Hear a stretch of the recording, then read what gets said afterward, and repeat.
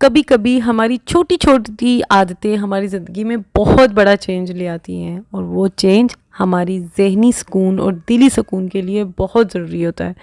और एक home maker के लिए ज़हनी सुकून सबसे ज़रूरी चीज़ है, क्योंकि जिसने घर संभालना है, जिसने बच्चों को संभालना है, जिसने सारी ज़िम्मेदारियाँ पूरी भी करनी है, तो उसकी मेंटल स्टेबिलिटी बहुत ज़रूरी है।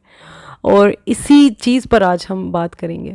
तो बिस्मिल्लाहिर्रहमानिर्रहीम, अस्सलाम वालेकुम दोस्तों, कैसे हैं आप सब? उम्मीद है सब ठीक ठाक खुशबाश होंगे। तो जनाब, कभी कभी हम सब में से ऐसा अक्सर लोगों ने सोचा होगा ना कि हम अपना पूरा 100% दे रहे हैं अपने घर को ना, अपने सारे कामों को पूरी तवज्जो दे रहे हैं, पूरा अपना 100% दे रहे हैं, लेकिन फिर भी कोई ना कोई कमी फील होती है। ऐसे लगता है कुछ कमी है, जो कोई कमी रह गई।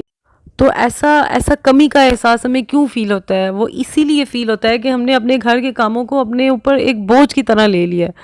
हम उसको इतना हमने अपने ऊपर बर्डन बना लिया है कि हमें वो काम नहीं, हमें एक बोझ लगने लग जाते हैं, जिससे कि आपके असाब पर आप दबाव आ जाता है, ज़हनी टेंशन का शिकार रहते हैं आप। तो इससे किसका नुकसान होता है? मतलब कि इस सारी टेंशन से किसको नुकसान पहुंचेगा? किसी को ज़रा बराबर भी फ़र्क नहीं पड़ेगा सिवाय आपकी अपनी ज़ात के। इसलिए किसी भी चीज़ को अपने ज़हन पर, अपने असाब पर हावी हरगिज़ नहीं होने दें। ये मैं अक्सर कहती हूँ कि अपने काम को एंजॉय करके करें, उसको अपने रूल सेट करें। वो हमेशा मैं खुद को यही कहती रहती थी पहले भी कि सेट योर ओन रूल्स। तो मैंने अपने रूल्स सेट किए हुए हैं, मुझे किसी की टेंशन नहीं होती। कोई बंदा आपको जेल में नहीं ले जाएगा अगर कोई काम नहीं होगा। तो ये आपका अपना घर है, आपने अपने हिसाब से चलाना है। So take it easy. तो जनाब, हमेशा की तरह मैंने सुबह सुबह मैं उठी, अपने सारे काम किए, और सारे कामों का मैं कहती हूँ खुशगवार जो वजह होती है ना, मतलब खुशगवार रहने की वजह सुबह जल्दी उठना ही होता है। सुबह जल्दी उठने का सबसे बड़ा फ़ायदा क्या होता है कि अल्लाह ताला के सामने एक हाज़िरी होती है। Tell him that you are present. Allah Taala के आगे एक हाज़िरी लगवानी होती है, वो लगवाएं। अपने दिन के अच्छे आगाज़ की दुआ करें और अच्छे अख्ताम की भी दुआ करें। तो उसके बाद क्या होता है जी, आपको पूरा दिन का एक प्लानिंग करने का आपको टाइम मिल जाता है। मैं आपसे अपनी बात कर रही हूँ कि मेरा जिस तरह मैंने अपनी रूटीन सेट की है ना, मैं उसी की बात कर रही हूँ। मैं पूरे दिन का स्केच बना लेती हूँ और सोच के रख लेती हूँ कि मैंने किस किस टाइम क्या क्या करना है। सुबह उठी हूँ, मैंने अपना चाय पिया और थोड़ी देर के चीज़ें घर से उठाई जो भी बिखरी हुई थी। अच्छा, ये बहुत बड़ी एक डिफरेंस होती है। अच्छा, मैंने कई लोगों को देखा फर्श वगैरह साफ़ करने पे बड़ी तवज्जो होती है और डस्टिंग भी हुई होती है, लेकिन फिर भी घर गंदा लग रहा होता है। उसकी वजह क्या होती है? उसकी वजह ये होती है कि उन्होंने चीज़ों को उनकी जगह पर नहीं रखा होता। सारी चीज़ें, रनर, थ्रोज और पिलोज हर जगह पे बिखरे पड़े होते हैं, उस पर कोई तवज्जो नहीं दी जाती। तो ये एक बहुत बड़ा डिफरेंस लेके आते हैं आपके घर की लुक में। अगर जो चीज़ अपनी जगह पर पड़ी होती है ना, हर चीज़ की जो एक जगह होती है, तो वो उसी जगह पर अच्छी लगती है। यकीन माने, सफाई सारी एक जगह। जब मैं सुबह उठती हूँ ना, जब काम शुरू करने लगती हूँ, तो सबसे पहले यही काम होता है कि क्लीनिंग में सबसे पहले मैं हर चीज़ को मतलब उसकी जगह पे रखती हूँ। जो चीज़ें बिखरी हुई हैं उनको समेटती हूँ और फिर डस्टिंग करती हूँ। तो उससे मुझे आधा ऐसे लग रहा होता है, अक्सर तो सब कहते हैं सफाई कर ली है, मतलब उनको ऐसी इतना साफ लग रहा होता है कि मतलब उनको ऐसे लगता है कि क्लीनिंग हो गई हुई है घर में ना। लेकिन ये एक बहुत बड़ा चेंज होता है। ऐसे आधा काम तो उसी वक्त ख़त्म हो जाता है जब हर चीज़ उसकी जगह पर आ जाती है। और डस्टिंग पे भी मैं आम तौर पर ज़्यादा तवज्जो इसीलिए देती हूँ, एक तो मुझे डस्ट एलर्जी है, एक तो उसकी बहुत बड़ी वजह ये भी है कि मुझे डस्ट से एलर्जी है, इसलिए मुझे डस्ट जो है ना वो नहीं चाहिए होती है। इसलिए मैं हर जगह की, हर कोने की डस्टिंग ज़रूर करती हूँ।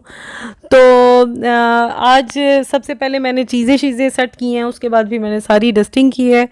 और थोड़ी सी रात को ना हवा तेज़ चली है ना, उससे काफ़ी ज़्यादा डस्ट हो गई हुई थी।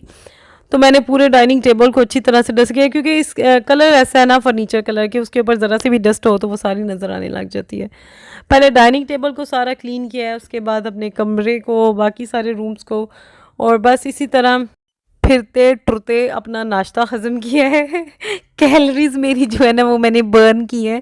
अच्छा, आपके ज़हन में काफ़ी चीज़ें चल रही होती हैं, ऐसा नहीं है कि आप एक काम पे लगे हुए हैं तो बस आप उसी को लगे हुए हैं। मेरे ज़हन में और भी काफ़ी चीज़ें चल रही होती हैं कि इसके बाद मैंने क्या करना है और उसके बाद मैंने क्या करना है। तो इस चीज़ में ना जो मैं काम कर रही होती हूँ ना, वो भी मेरा किस टाइम ख़त्म हो गया मुझे पता भी नहीं चलता, इसलिए थकावट भी फ़ील नहीं होती मुझे। तो ये मेरी अपनी रूटीन है। आप बाकियों का तो मुझे नहीं पता, लेकिन आप ज़रूर एक बार ट्राई करके देखिएगा।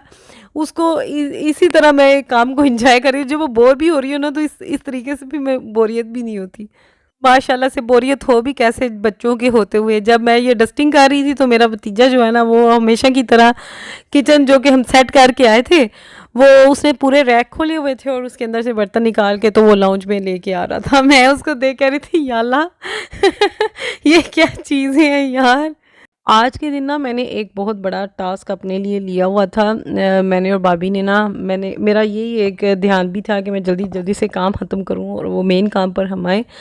उधर आज हमने भाभी की अलमारी को सेट करना था। पता है, बच्चों की जो अलमारी है ना, वो तो रोज़ दिन में, मैं तो कहती हूँ 2 बार भी करें ना तो उसकी वही हालत हो जाती है। ख़ास तौर पे मेरे अपने रूम की अलमारी जो है ना, दानियाल की, वो तो ऐसी होती है ना क्योंकि वो उसकी पहुंच में है। वैसे तो मेरा यही मानना है कि बच्चों की जो कपड़े हैं ना, वो उसकी हाथ जिधर जब पहुंच जाए उसकी दूर से होने चाहिए, इतनी ऊपर होनी चाहिए कि बच्चों का हाथ ना पहुंचे।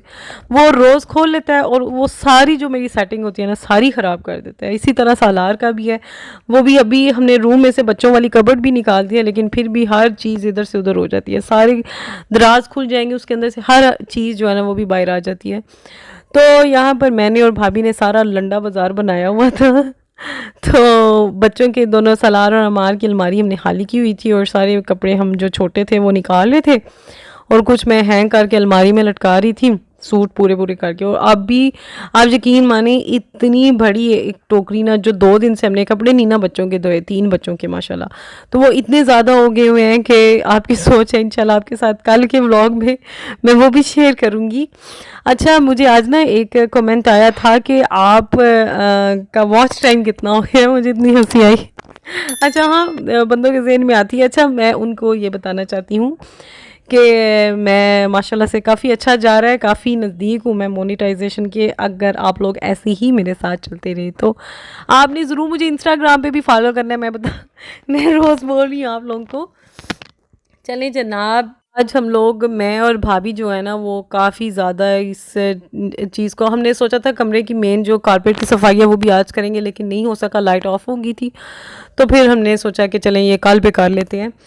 चलें जनाब, आज के लिए सिर्फ इतना ही। इंशाल्लाह कल आपके साथ फिर मिलेंगे। आज हमने दोपहर में परजाई मेरी ने बनाया था पुलाव, और क्या कमाल का पुलाव बना था। बनाते हुए इंशाल्लाह अब आहिस्ता आहिस्ता कोशिश मेरी है कि रेसिपी भी साथ शूट किया करूं, तो इंशाल्लाह एक आध दिन में वो भी काम शुरू हो जाएगा।